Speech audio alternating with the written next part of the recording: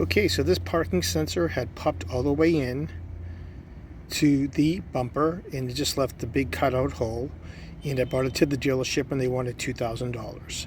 So I Googled on YouTube and I found a solution that I put together. It involves these products: rubbing alcohol, swabs, Q-tips, a lighter, adhesive, and a glue stick. So what I did is I mixed the adhesive and then I took the cotton ball and I cleaned the inside of the hole. And then when that was done and dry, I took the Q-tip and I applied the adhesive behind the bumper.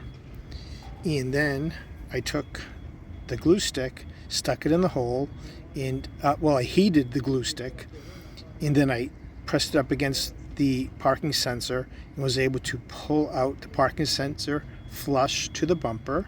I held it for 5 minutes, enough to set, and then I snapped the glue stick off.